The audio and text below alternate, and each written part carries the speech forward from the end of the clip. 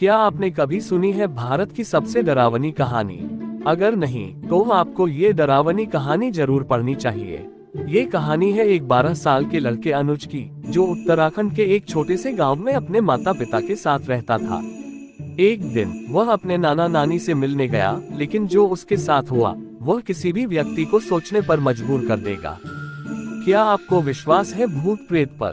क्या आपने कभी सुनी है भारत की सबसे डरावनी भूतिया कहानी? अगर नहीं तो ये कहानी आपको एक नए दुनिया में ले जाएगी, जहां डर और भय एक साथ मिलकर व्यक्ति को हिला देते हैं। ये है वह भूत की कहानी जो आपको कभी नहीं भूलने देगी। आपको हमारी भारत की सबसे डरावनी कहानी भी मजेदार लगेगा। भारत की सबसे डरावनी भूतिया कहानी। ये कहानी है एक 12 साल के बच्चे अनुज की, जो उत्तराखंड के एक छोटे से गांव में अपने माता पिता के साथ रहता था।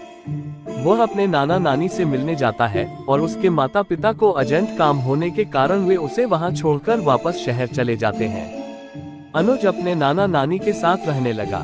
एक शाम को वह जंगल के रोड की साइड खेल रहा था। शाम होने वाली थी। उत्तराखंड की घाटी की खामोशी को ठंडी हवाओं के झोंके चिरने लगे थे। अनुज घर की ओर जाने की सोच रहा था। इतने में उसके पीछे वाली झाड़ियों में कुछ हलचल होने लगी, जिसने अनुज का ध्यान अपनी ओर खींचा और वह बहुत ही डरावनी और मन को भयभीत करने वाली सी लग रही थी। और वह आवाज बढ़ती चली गई। फिर उसे झाड़ियों की ओर से एक सफेद कपड़े पहने हुई औरत उसकी ओर आती हुई दिखाई देती है, जिसकी कोई चेहरा नहीं था। और अनुज उसके चेहरे को देखने की कोशिश कर रहा था, परंतु उसे उसका चेहरा दिखाई नहीं दे रहा था। उसकी डरावनी मुस्कान और उसकी बहुत अधिक डरावनी आवाज से अनुज के पैर वहां पर जम से गए। अनुज डर के मारे वहां से हिल ही नहीं पा रहा था। फिर वह औरत अचानक से पीछे मुड़ी और झाड़ियों के अंधेरे में गायब हो गई। अनुज डर के मारे वहां पर खड़ा कांप रहा था। थोड़ी देर में वह होश में आया और घर की ओर भागने लगा। कुछ देर तक अनुज को अपनी आंखों पर और जो देखी घटना पर यकीन नहीं हो रहा था और उसकी हालत खराब थी। रास्ते में चलते हुए वह ये सोच रहा था कि जो उसने देखी वह कैसे इसे बयां करता। फिर अनुज घर पहुंच गया और वह उसके साथ हुई घटना को अपने नाना नानी को बहुत अच्छी तरह से सुनाने लगा। उसके नाना नानी उस घटना सुनकर हैरान होने के साथ साथ रोने लगे। अनुज अपने नाना नानी के रोने को समझ नहीं पा रहा था। कुछ देर बाद अनुज की नानी ने अनुज को खाना खिलाया और उसके नाना बिना कुछ बताए घर से बाहर चले गए। उनके रोने और नाना के बाहर जाने के बारे में अनुज को कुछ नहीं बताया, हालांकि अनुज ने अपनी नानी से बार बार पूछा था। कुछ देर बाद उसके नाना घर वापस आ गए और अनुज को गले लगा कर फिर से रोने लगे। उसके नाना ने उसे बताया कि जो उसने जंगल में औरत देखी थी वह एक छलावा है। छलावा की आत्मा जो अपना रंग रूप बदलकर शिकार करती है। वह आत्मा ने गांव के बहुत सारे लोगों को अपना शिकार बनाया है और इस बार उसने तुम्हें शिकार के रूप में चुना है। वह आत्मा जिसे भी शिकार बनाती है उसे वह पहले से ही दिखाई देती है। यह उस आत्मा की खूबी है। और जिसे वह शिकार के रूप में चुनती है उसे वह या तो गायब कर देती है या उसे मार देती है। वह किसी बहाने से उस व्यक्ति को जंगल की ओर बुलाती है। फिर उस व्यक्ति के साथ क्या होता है किसी को मालूम नहीं है और आज तक किसी को मालूम भी नहीं लगा है। जो व्यक्ति आज तक उस आत्मा के नजर में आया है वह बच नहीं पाया है और अनुज उसका अगला शिकार होने वाला है। अनुज के नाना फूट फूट कर रोने लगे और वह अपने अंदर साहस पैदा करके अनुज को कहने लगे कि बेटा, तुम्हें डरने की कोई आवश्यकता नहीं है, क्योंकि मैं पास के एक तांत्रिक से लोबान लेकर आया हूँ जो आपकी बुरे साए से रक्षा करेगा। और मैंने आपके मम्मी पापा को भी फोन कर दिया है, वह कल आ जाएंगे और तुम्हें यहाँ से ले जाएंगे। ये कहकर अनुज के नाना ने वह लोबान कमरे के कोने में जला दिया। लोबान जलाने के बाद अनुज के नाना ने कहा कि कमरे के अंदर जाने के बाद कुछ भी हो जाए पर दरवाजा नहीं खोलना है। ये कहकर नाना ने दरवाजा बंद कर दिया और फिर अनुज अंधेरे कमरे के कोने में बैठकर रोने लगा।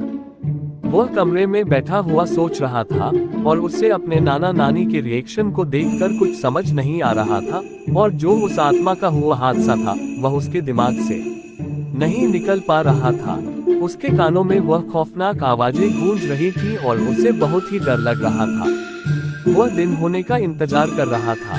उसके ठीक 2 घंटे बाद दरवाजा खटखटाने की बाहर से आवाज आई, अनुज बेटा, अब तुम बाहर आ सकते हो। अनुज बेटा, अब खतरा टल गया है, तुम बाहर आ सकते हो। अनुज बात को ध्यान से सुनने के लिए दरवाजे के पास चला जाता है। फिर उसे नाना की बताई हुई बात याद आ जाती है कि कुछ भी हो जाए, परंतु गेट नहीं खोलना है।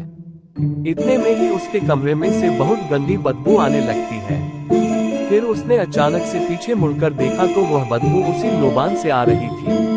अनुज बहुत घबरा जाता है और फिर वही गेट के बाहर से आवाज आती है और वह इसी डर से वहां पर बेहोश होकर गिर जाता है। अगले दिन अनुज के माता पिता उसे वहां से ले जाते हैं और अनुज के नाना नानी फिर चैन से रह पाते हैं। उन्हें ऐसा लगता है कि वे अनुज को मौत के मुंह से बचा लाए हैं। अनुज के साथ घटी उस घटना के बाद लगभग 1 साल बीत जाता है। अब अनुज उस सदमे से बाहर निकल चुका है, लेकिन वह फिर कभी अपने नाना नानी के पास नहीं जाता। हालांकि उसका अपने नाना नानी से गहरा लगाव है, परंतु उसके घर वाले मानते हैं कि वह अभी तक पूरी तरह से ठीक नहीं है। इसलिए अनुज के पिता गांव जाकर वह लोबान लाते हैं जिसे उसके नाना अपने घर पर जलाया करते थे। अनुज के पिता इसे अपने घर में प्रतिदिन सुबह जलाते हैं। फिर एक दिन अचानक अनुज की नानी का फोन आया और उसे बताया गया कि उसके नाना की तबीयत खराब है। उसने तुरंत अपने माता पिता के साथ उनके पास जाने का निर्णय लिया, लेकिन जब वह वहां पहुंचा तो वह साया अभी भी उसके ऊपर छाया हुआ था। एक दिन किसी बहाने से अनुज जंगल की ओर चला गया और वहीं उस आत्मा ने उसे मार डाला।